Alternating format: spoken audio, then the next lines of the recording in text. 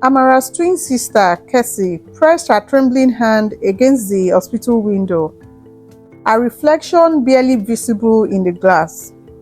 "Promise me," she whispered, her voice cracking as machines beeped around her dying body. "Promise me you will never let them see your shadow at noon." Amara gripped her sister's hand tighter. "Kesi, what are you talking about? You are scaring me. Look at your shadow right now." Kesi gasped, pointing weakly at the floor. "Do you see it?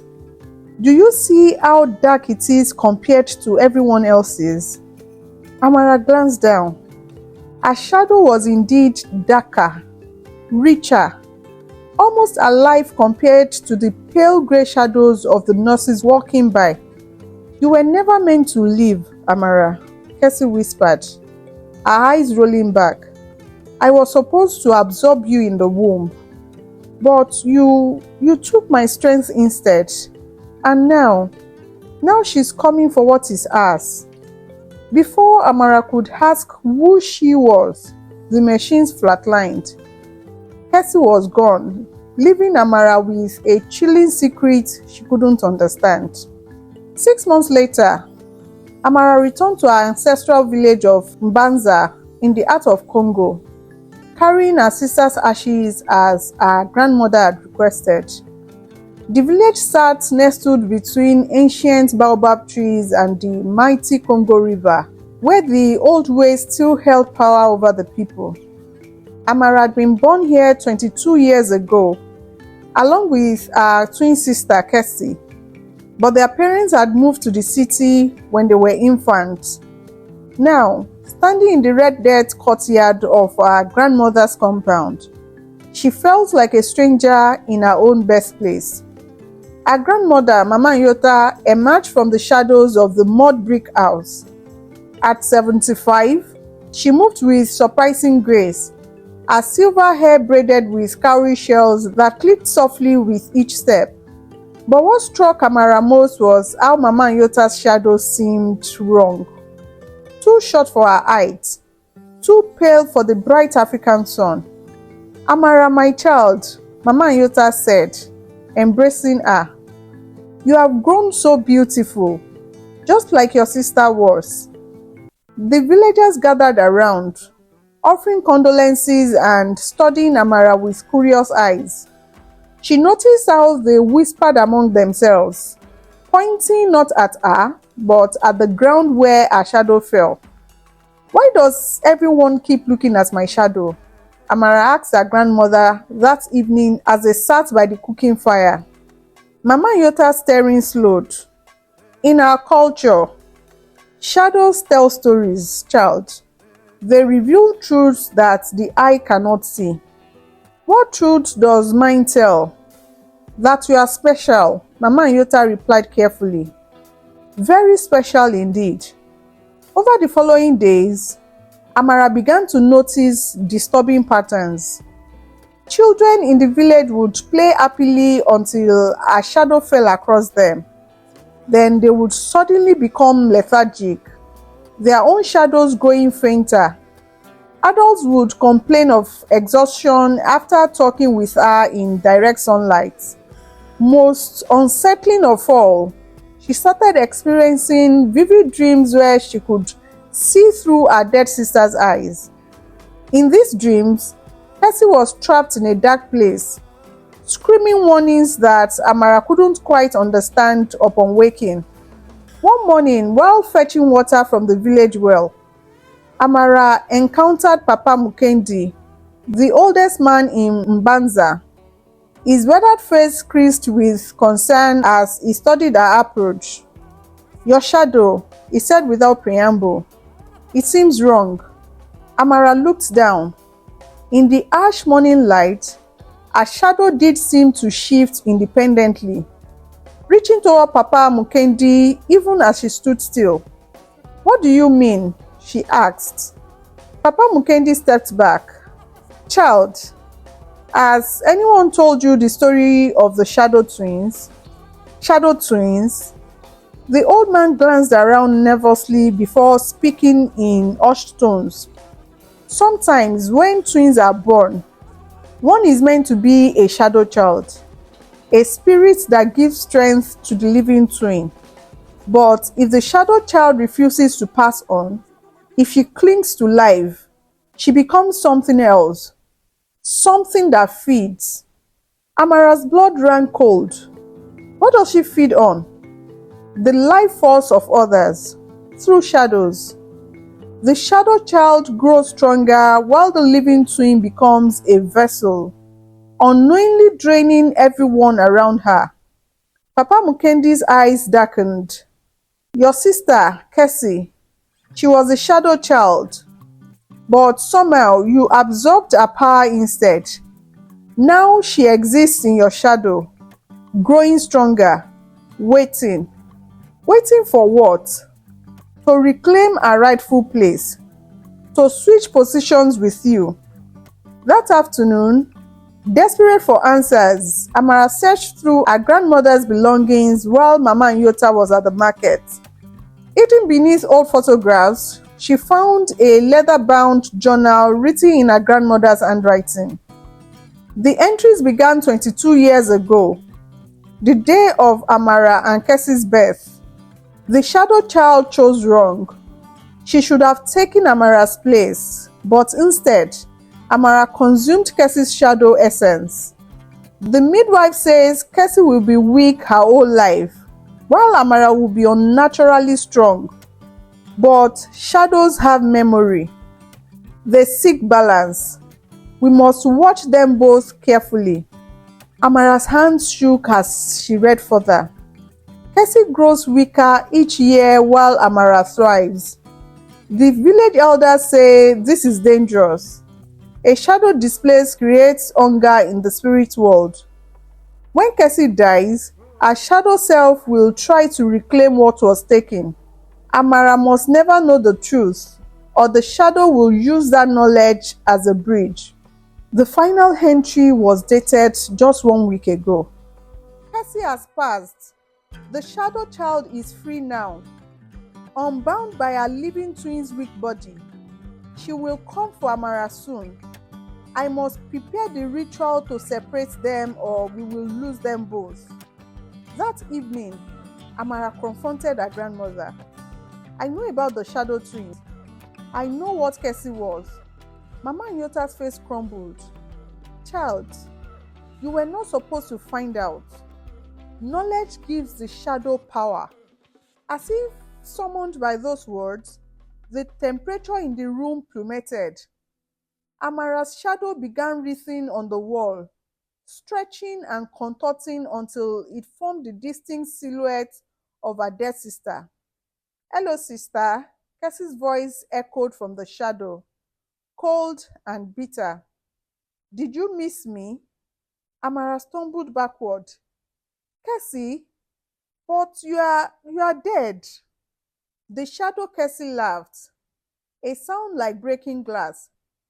Death is just another state of being. I've been living in your shadow since the moment we were born, watching you steal my life, my strength, my very existence. I didn't know. I never meant to, but you did. The shadow grew larger, darker, creeping across the ceiling. Every day you lived, you fed on what should have been mine. Every moment of joy, every breath of air, every beat of your heart, it all belonged to me. Mama Nyota stepped between them, pulling out a collection of sacred objects, mirrors, salt, and burning herbs. Kesi, you must release your claim. Amara is not your enemy. She is my thief. Kesi's shadow twisted violently. And I have learned much in the shadow realm, grandmother. I know how to make the switch permanent now. Amara felt a cold presence pressing against her mind, trying to force its way in. Her vision blurred as she saw flashes of the shadow realm, a twisted mirror of the living world where everything existed in reverse. The ritual must happen at noon, Mama Nyota whispered urgently to Amara. When shadows are shortest, our power will be weakest. But until then, don't let your shadow touch anyone else. She is using you as a conduit to drain the entire village. The next morning, Amara woke to screams outside. She rushed to her window to see children collapsed in the village square, their parents crying over bodies that appeared aged and withered.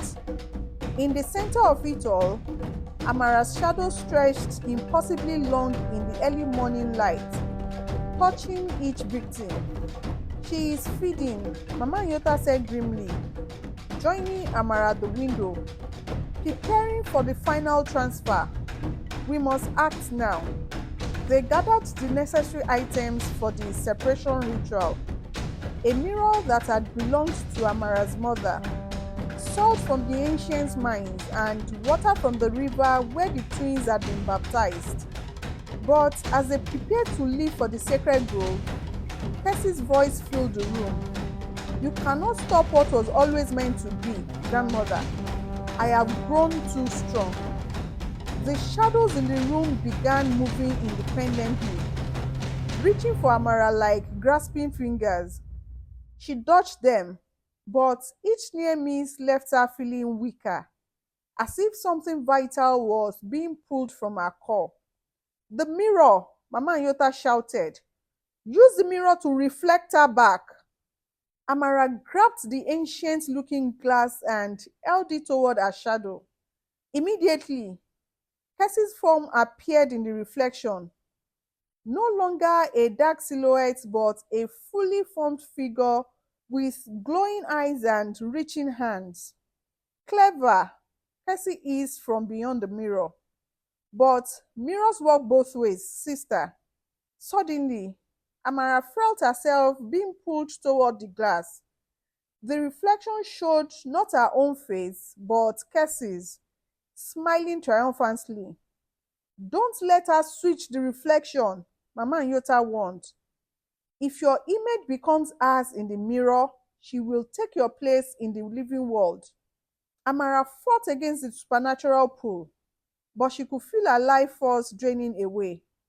Around the village, more screams echoed as shadows danced independently of their owners, all feeding energy back to Kesi. In desperation, Amara made a choice that surprised even herself.